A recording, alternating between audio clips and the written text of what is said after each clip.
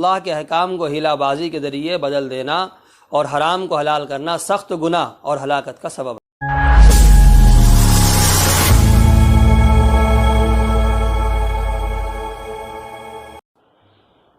بسم اللہ الرحمن الرحیم، نحمدہ ونصلی ونسلم علی رسولنا الکریم، اما بعد۔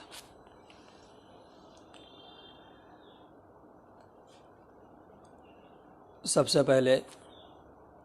سبھی دینی بھائیوں کو رمضان المبارک کی آمد پر مبارکبادی پیش کرتے ہیں۔ نصلی ونسلم علی رسولنا الکریم، اما بعد۔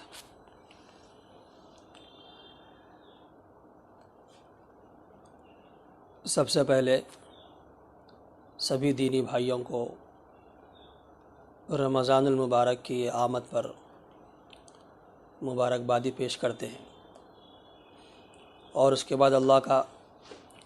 شکر ادا کرتے ہیں کہ اللہ رب العزت نے مبارک مہینہ اور اس کی ساعتیں نصیب فرمائی دوبارہ زندگی میں۔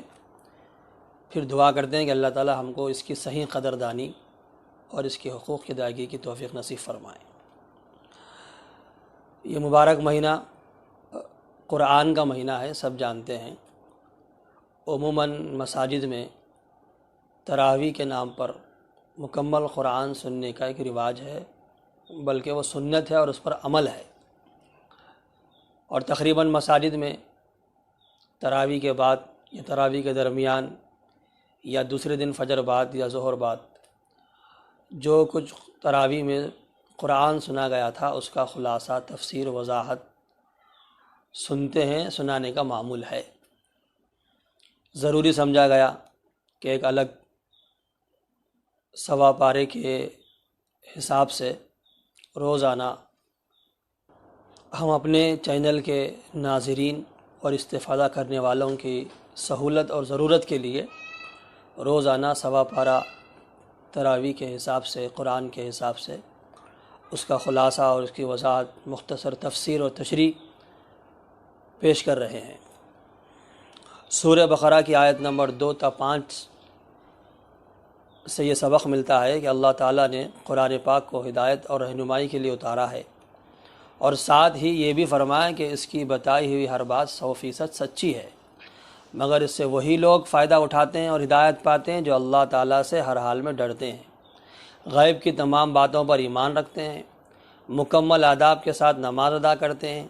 اور راہ خدا میں مال خرچ کرتے ہیں، قرآن کریم اور تمام آسمانی کتابوں پر ایمان اور آخرت پر مکمل یقین رکھتے ہیں۔ یہی لوگ کامیاب ہوں گے اور آخرت میں اللہ کے رضا کے مستحق اور جنت میں داخلے کے حقدار ہوں گے۔ سورہ بقرہ کی آیت نمبر 8 تا 10 میں ہمیں یہ خبر دی گئی ہے، منافق آدمی اس کو کہا جاتا ہے جس کے دل میں کفر ہو مگر دنیا کے لالچ اور فائدے کے لیے اپنے کو مسلمان ظاہر کرتا ہو۔ ایسی دوہری پالیسی اختیار کرنے والے آج بھی دنیا میں بے شمار لوگ ہیں جو اپنے آپ کو بڑا عقلمند اور دوسروں کو بیوقوف سمجھ کر ان کے سامنے اللہ تعالیٰ نے ایسے منافقوں کو ان کے جھوٹ بولنے کی وجہ سے دردناک عذاب کی سزا سنائی ہے۔ لہٰذا ہمیں ایسی دوہری پالیسی اختیار کرنے سے بچنا چاہیے۔ اللہ تعالیٰ ہم سب کو اس بری عادت سے محفوظ فرمائے۔ سورہ بقرہ کی آیت نمبر 13 میں سبق دیا گیا ہے، جو لوگ دنیا کی خواہش اور لالچ میں خود کو مسلمان ظاہر کرتے ہیں اور دل میں نفاق رکھتے ہیں، ایسے لوگوں کے سامنے صحابہ کے ایمان کو معیار بنا کر پیش کیا گیا۔ جس کا ایمان اس کسوٹی پر پورا اترے گا اس کا ایمان اللہ کے یہاں قبول ہوگا۔ ہمیں بھی اپنے ایمان و اعمال کا جائزہ لے کر صحابہ کی طرح ایمان و اعمال بنانے کی کوشش کرنی چاہیے۔ سورہ بقرہ کی آیت نمبر 65 کے ذریعے یہ ہدایت ملی، اللہ تعالیٰ نے قوم بنی اسرائیل کے لیے ہفتے کا دن صرف عبادت کے لیے مقرر کیا تھا، اور اس دن ان کے لیے شکار وغیرہ کرنا حرام قرار دیا تھا، مگر انہوں نے اس کو ہیلا بازی کر کے اپنے لیے حلال اور جائز کر لیا تھا، جس کے جرم میں ان کی شکل کو خنزیر کی شکل میں تبدیل کر کے 3 دن بعد سب کو ہلاک کر دیا گیا۔ معلوم ہوا کہ اللہ ہے۔ آج بھی نہ جانے کتنے لوگ ہیلا بازی کے ذریعے سود، رشوت کو حلال سمجھ کر اس لعنت میں گرفتار ہوتے جا رہے ہیں۔ اللہ تعالی ہم سب کی حفاظت فرمائے۔ سورہ بقرہ کی آیت نمبر 74 میں یہ ہمیں بتایا گیا کہ اللہ تعالیٰ نے انسان کے دل میں حق و سچ بات کے قبول کرنے کی صلاحیت عطا فرمائی ہے۔ لیکن انسان اللہ کی نافرمانی اور گناہ کر کے اتنا آگے بڑھ جاتا ہے کہ اس کا دل پتھر سے بھی زیادہ سخت ہو جاتا ہے۔ پھر نہ تو وہ حق بات کو قبول کرتا ہے اور نہ اللہ کے خوف سے ڈرتا ہے، اور نہ اس کی آنکھ سے شرمندگی کے آنسوؤں کا کوئی قطرہ ہی ٹپکتا ہے۔ گناہوں کی کثرت سے دل میں سختی پیدا ہو جاتی ہے، جو انسان کی بدبختی کی علامت ہے۔ اس لیے ہمیں تمام گناہوں سے مکمل پرہیز کرنا چاہیے۔ سورہ بقرہ کے آیت نمبر 79 کے ذریعے ہمیں یہ سبق ملا، اللہ تعالیٰ نے یہودی علماء کی بدعملی اور دنیا سمیٹنے کی وجہ سے ان کی بربادی کا تذکرہ فرمایا کہ جب لوگ ان کو رشوت دے کر مسائل معلوم کرتے تو وہ ان کی مرضی کے مطابق مسئلہ بتا دیتے اور اپنی طرف سے لکھ کر اس کو اللہ کا حکم قرار دیتے۔ وہ کتاب اللہ میں تبدیلی اور رشوت خوری کے گناہ میں مبتلا ہو کر سخت عذاب میں گرفتار ہوئے۔ اس امت میں بھی جو لوگ قرآن و سنت کے معنی و مطلب کو اپنی طرف سے بیان کرنے لگتے ہیں اور صحیح دین کے مقابلے میں ان باتوں کو پھیلاتے پھرتے ہیں اور حقیر و ذلیل دنیا کی لالچ میں اپنی آخرت کو برباد کرتے ہیں، وہ بھی اس وعید اور دردناک عذاب کے مستحق ہوں گے۔ سورہ بقرہ کی آیت نمبر 79 کے ذریعے ہمیں یہ سبق ملا کہ اللہ تعالیٰ نے یہودی علماء کی بدعملی اور دنیا سمیٹنے کی وجہ سے ان کی بربادی کا تذکرہ فرمایا کہ جب لوگ ان کو رشوت دے کر مسائل معلوم کرتے تو وہ ان کی مرضی کے مطابق مسئلہ بتا دیتے اور اپنی طرف سے لکھ کر اس کو اللہ کا حکم قرار دیتے، حالانکہ وہ کتاب اللہ میں تبدیلی اور رشوت خوری کے گناہ میں مبتلا ہو کر سخت عذاب میں گرفتار ہوئے۔ اس امت میں بھی جو لوگ قرآن و سنت کے معنی و مطلب کو اپنی طرف سے بیان کرنے لگتے ہیں اور صحیح دین کے مقابلے میں ان باتوں کو پھیلاتے پھرتے ہیں اور بہت سے لوگوں کے دین و ایمان کو لوٹنے کی کوشش کرتے ہیں اور نوجوان نسل کو برباد کرنا چاہتے ہیں اور حقیر و ذلیل دنیا کے لالچ میں اپنی آخرت کو برباد کرتے ہیں، وہ بھی اس وعید اور دردناک عذاب کے مستحق ہوں گے۔ سورہ بقرہ کے آیت نمبر 83 میں یہ پیغام دیا گیا، اللہ تعالیٰ نے آسمانی تمام کتابوں میں تمام امتوں کو دین کی بنیادی اور ضروری باتیں صاف صاف بتا دی ہیں،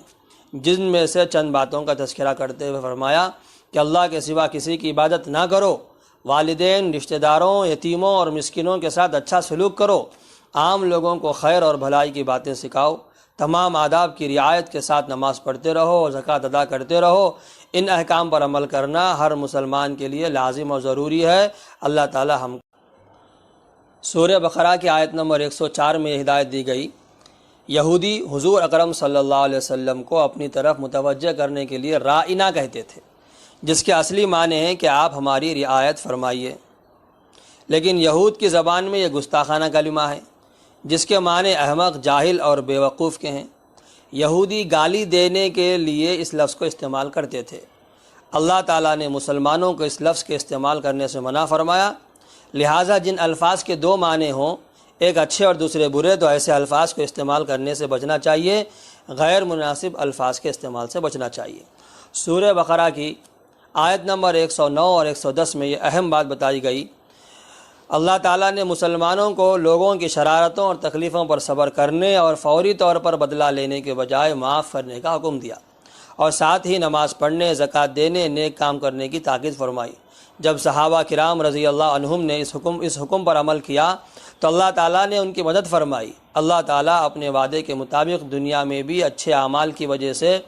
مخالفوں پر غلبہ عطا فرماتا ہے اور آخرت میں بھی بہترین اجر عطا فرمائے گا۔ لہٰذا ہمیں دنیا اور آخرت کی کامیابی کے لیے اچھے عمل کرتے رہنا چاہیے، صبر اور درگزر اور نماز اور زکوٰۃ کا اہتمام کرنا چاہیے۔ سورہ بقرہ کی آیت نمبر 120 میں یہ خبر دی گئی، یہود و نصارہ یہ چاہتے ہیں کہ مسلمان اپنا مذہب چھوڑ کر ان کا مذہب اور ان کی تہذیب اختیار کر لیں۔ اگر کوئی مسلمان ایسا کرے تو اس کے بارے میں اللہ تعالیٰ فرماتے ہیں کہ اس کا نہ کوئی حمایتی ہوگا اور نہ کوئی مددگار جو اسے اللہ کے عذاب سے بچا سکے، لہٰذا ہمیں غیروں کے طرز زندگی سے بچنا چاہیے۔ سورہ بقرہ کی آیت نمبر 121 سے یہ ہمیں سبق ملا، ان لوگوں کی تعریف بیان کی گئی ہے جو لوگ قرآن کریم کی تلاوت کا حق ادا کرتے ہیں، اور تلاوت کے حق دو ہیں، ایک ظاہری اور ایک باطنی۔ ظاہری حق مثلا وضو کرنا، مسواک کرنا، عطر اور خوشبو کا استعمال کرنا۔ باطنی حق یہ ہے کہ قرآن کریم کو تجوید کی رعایت کرتے ہوئے پڑھنا، معنی و مطلب سمجھ کر پڑھنا، جن آیتوں میں عمل کا مطالبہ ہے ان پر عمل کرنا، دوسروں تک پہنچانے کی نیت سے پڑھنا اور ملنے والے اجر و ثواب پر یقین رکھنا۔ سورہ بقرہ کی آیت نمبر 133 میں یہ ہدایت دی گئی، اللہ کی عطا کردہ نعمتوں میں ایمان اور ہدایت سب سے بڑی نعمت ہے۔ یہی وجہ ہے کہ انبیاء کرام کو اپنی امت اور اولاد کی ہدایت کی بڑی فکر ہوتی ہے۔ چنانچہ حضرت یعقوب علیہ السلام اسی جذبے کے تحت وفات کے وقت اپنی اولاد سے سوال کرتے ہیں کہ تم میرے بعد کس کی عبادت کرو گے؟ انہوں نے جواب دیا کہ ہم آپ کے اور آپ کے باپ دادا ابراہیم و اسماعیل اسحاق علیہم السلام کے رب کی عبادت کریں گے۔ ہم مسلمانوں کو بھی اپنی اولاد کے ایمان و اعمال کی فکر اور اس کی حفاظت کا انتظام کرنا چاہیے۔ سورہ بقرہ کی آیت نمبر 153 میں یہ بتایا گیا، دنیا میں انسان کو مختلف قسم کی پریشانیوں سے گزرنا پڑتا ہے۔ اللہ تعالیٰ نے صبر اور نماز کے ذریعے ان تمام آفتوں اور مصیبتوں کو دور کرنے کا طریقہ بتایا ہے۔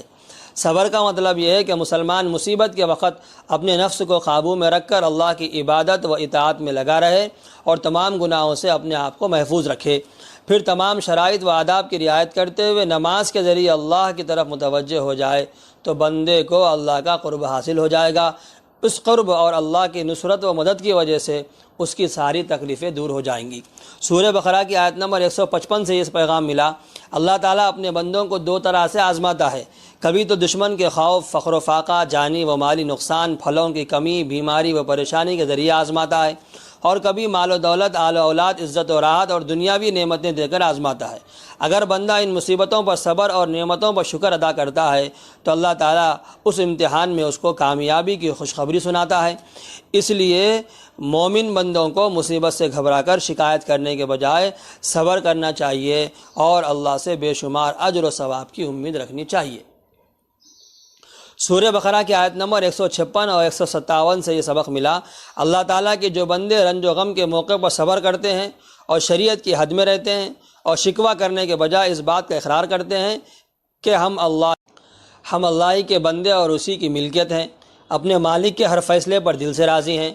ہم بھی ایک دن اس کے دربار میں حاضر ہوں گے جہاں ہر کھوئی ہوئی چیز ہم کو مل جائے گی۔ اللہ تعالیٰ ایسے صبر کرنے والے بندوں کے ساتھ خاص رحمت اور مغفرت کا معاملہ اور بے شمار اجر عطا فرمائے گا اور بیت الحمد کے نام سے ان کے لیے جنت میں شاندار محل بنوائے گا۔ یہ رہا سوا پارے کا خلاصہ جو ہم نے آپ کے سامنے پیش کیا ہے۔ اپنا وقت نکال کر اس کو ضرور سننا چاہیے اور اس کے مطابق اپنی زندگی گزارنی چاہیے کہ اللہ رب العزت نے جو قرآن ہم کو تراویح میں سننے کا موقع دیا ہے اس میں اللہ نے ہم کو کیا پیغام دیا، کیا ہدایت دی اور کیا نصیحتیں بیان فرمائیں، کیا نازل فرمائیں، اس کو سمجھنے کے لیے اس میں رہنمائی اور رہبری ملے گی۔ اس لیے اس چینل سے جڑیں اور روزانہ انشاءاللہ ہر دن کی تراویح کا خلاصہ آپ کے سامنے رکھا جائے گا، پیش کیا جائے گا۔ اللہ تعالیٰ سے دعا ہے اللہ تعالیٰ ہم سب کو سنجیدگی کے ساتھ قرآن و حدیث سے جڑنے اور قرآن و حدیث سے چمٹ کر رہنے اور مضبوطی سے دین پر قائم رہنے اور اپنے دین و ایمان کی حفاظت کی فکر کرنے کی توفیق نصیب فرمائے اور رمضان کی صحیح قدردانی اور اس کی حقوق کی ادائیگی کی توفیق نصیب فرمائے۔ آمین و آخر دعوانا الحمدللہ رب العالمین۔